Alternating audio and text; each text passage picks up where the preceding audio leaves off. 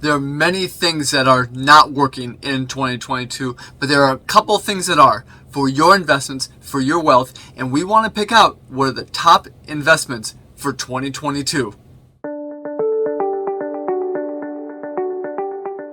We're diving right in. There are a lot of different investments out there. We have a lot of different types of bonds. We have a lot of different types of stocks. Well, there's a lot of investments to choose from. Which are right for you, which are right for your portfolio, and which are going to protect in markets that are not doing well? Well, for that, we need to kind of step back in history a little bit to figure out where we have been. Because the more we know where we have been, the more we know what's to come. So right now, we are taking a look at what's been going on globally. We've had the pandemic, which caused a lot of shutdowns to happen. And then we've had this massive increase in all types of assets. So it's housing has gone up in value. Cars have gone up in value. Now, I don't consider a car an asset, but it has appreciated in values from where it was just a couple of years ago.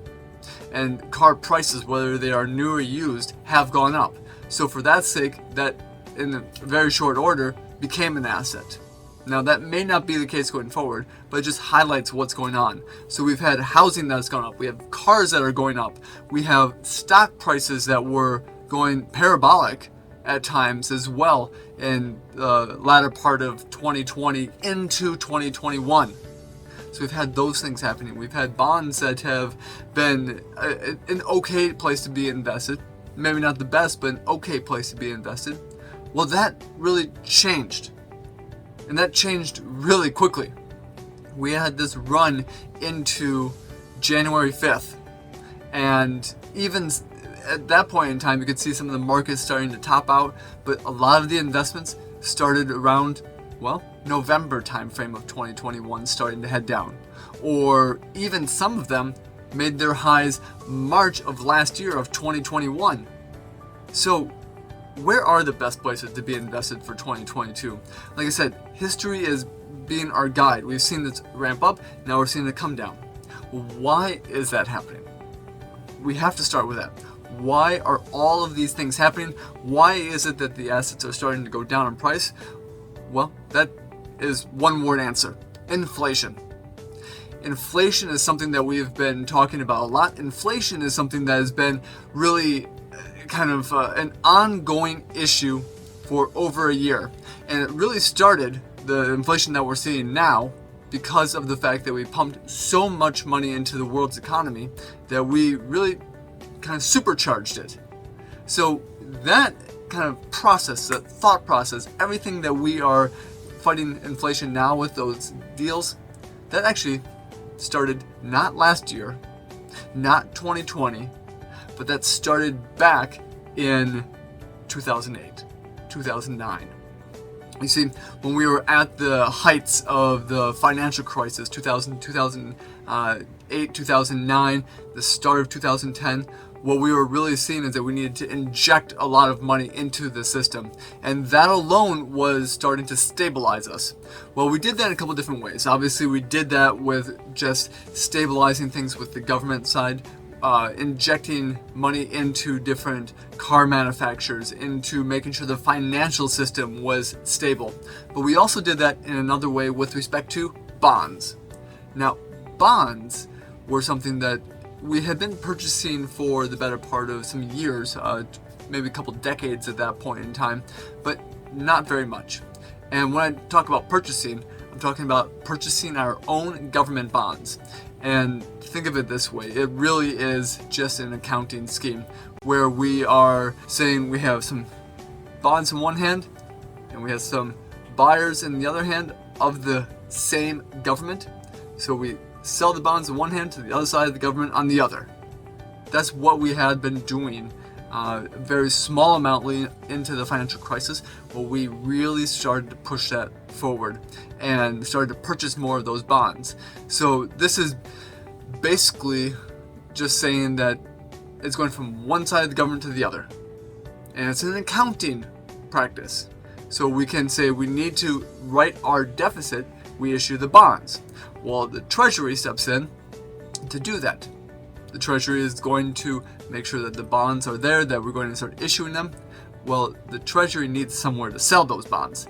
And the bonds themselves have been going around the world. So we've had a lot of other countries that have been buying our debt.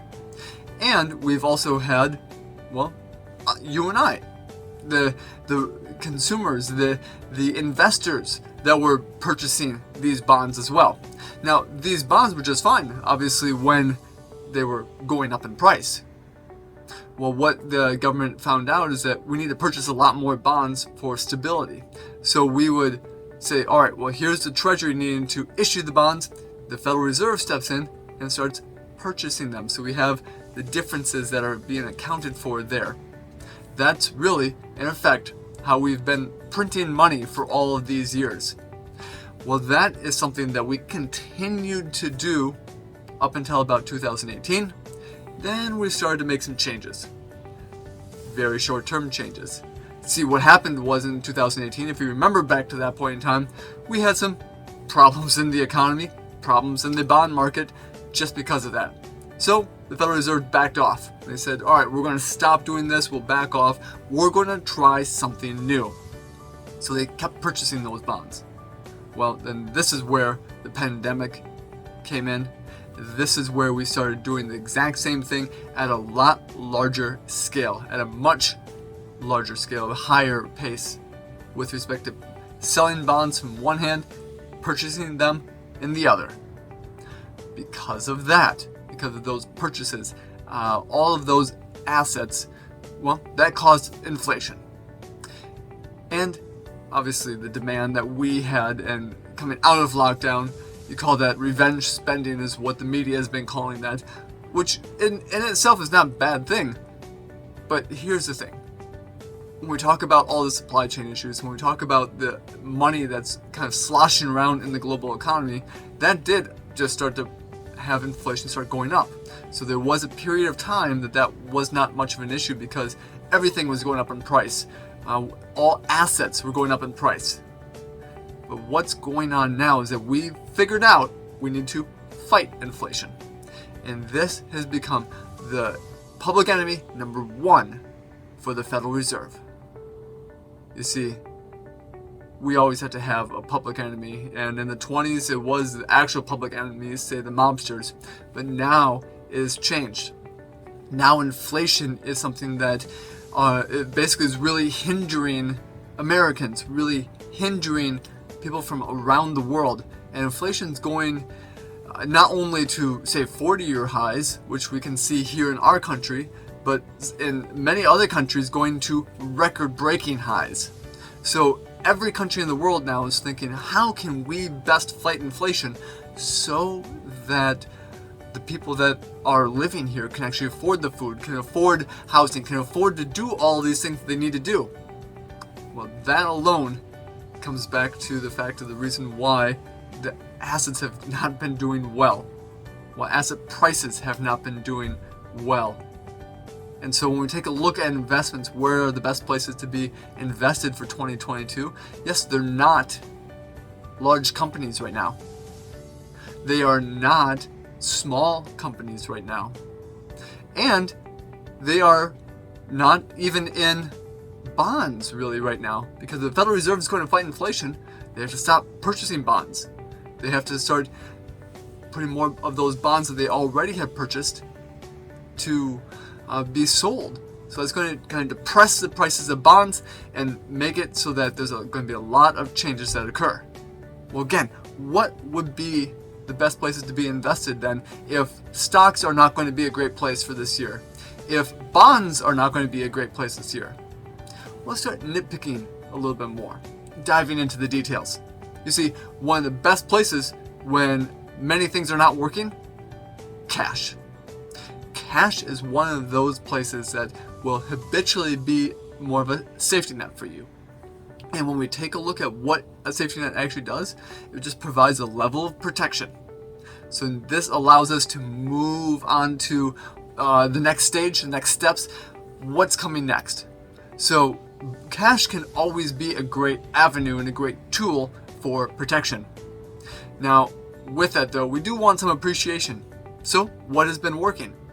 Well, we also know that in times of duress, that people stop purchasing things like we talked about, like refrigerators, like cars, like homes, like big ticket items. Or sometimes they don't go and buy as many clothes either. But what they don't stop purchasing basically would be anything that they have to. Call these necessities, call these staples, consumer staples. So while you still may buy toothpaste, you may not go out and buy the new computer this year.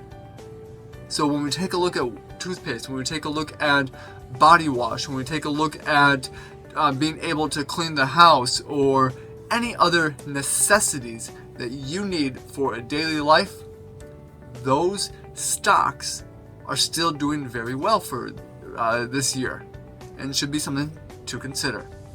Now, what are some other investments that are going to do well? Well, and along the lines of the consumer staples, we have utilities. You see, we are still going to be paying for our electricity, even if the price goes up 40%. We still have to fill our car, even though we may not like it. We're still going to be filling our car with gasoline. And that may not be a utility that you're kind of thinking about. That's more of an energy play.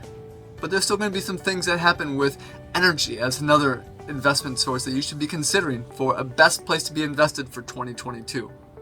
But let's go back to utilities. Utilities in and of themselves are ones that we are just going to naturally have to have a part of just our daily life. So like I said before, a lot of that comes down to paying our utility bills. And those companies, while they're not necessarily what you call cheap compared to history, they are a good safety net just to get us through this period of time. So we have cash, which is an incredible place to be. We have gold, we have utilities, we have consumer staples. What else? We've been having, up to this point, like I said, energy. So whether that is oil, whether we have had natural gas, whether we have had a lot of different places that we just need to be invested for making sure that our house, whether we have AC running or whether we've had heat running, is taken care of. Well, other places, other sources that we need to be considering are types of commodities. And while commodities in themselves have had a historic run, we've had an incredible pace of growth on commodities. It may be starting to fade a little. We'll have to see. But take a look at commodities, because this is going to be what we call a super cycle. Like, we've had a really small level of inflation, a small level of growth in commodities for many, many years. Well, since that's changing, since inflation is higher than what we expected, since all these things are happening, is kind of breeding into the price of commodities. And commodities are something that we can own. So there's commodity indexes we can own. We can own the individuals. So whether it's cocoa or corn or oil or natural gas, all of these are different types of commodities. So commodities still have room to grow. Now, just like everything, there's a lot of volatility that's happening right now. And so when we have a lot of volatility, you have to take everything that I say with a grain of salt, because what's working one day may not be the absolute best place to be invested tomorrow. But as a whole, when we take a look at this year, these are some great investments that are going to help make sure that you can withstand what's coming this year, that you can make yourself available with your wealth to grow when we be in the good times. But when we talk about where we're at today, that lead for the Lions Wealth Economic Activity and Development Stage 4, where we have deflation that's going to start occurring. Not even deflation, disinflation. So a slowing of inflation. We're a long ways from deflation. So I apologize for my words there. We are a long ways from deflation, but we have a slowing of inflation that will start to occur. It doesn't mean we're going to start having prices collapse on us. It doesn't mean we're going to go back to where we were. It just means you may not go up as fast. That is, we'll have the collapse when the Federal Reserve tightens too much. And if that happens, look out, because we have a lot more issues with the economy. But that's why I wanted to spend the first parts talking about where we have been, because now we know where we have been, where we're going, and why the Fed is so just bent on curbing inflation to the detriment of our economy. We need to find good investments. So with it, I want to make sure that you are taking care of your wealth, that you are managing your risk, and that you can have a good and prosperous 2022. If you find value for what we're producing here, go ahead and subscribe, because that way you'll be kept up to date with the newest content that we're coming out with, ways that you can keep up with your own personal wealth, and feel free to like this as well, because that way not only will you find great enjoyment of what's to come, but you can help others to find the same type of enjoyment through the content that we're providing here. So whether it is risk management or any other aspect of wealth advising, wealth planning that we're talking about here, that is all part of what we talk about with this enriching wealth, and how you can best be looking at your own personal wealth in a new dimension, in a new light. So go ahead and share this with friends and family, and don't forget to check out the other aspects that we have with this podcast, these videos, everything that we're talking about here. Take care.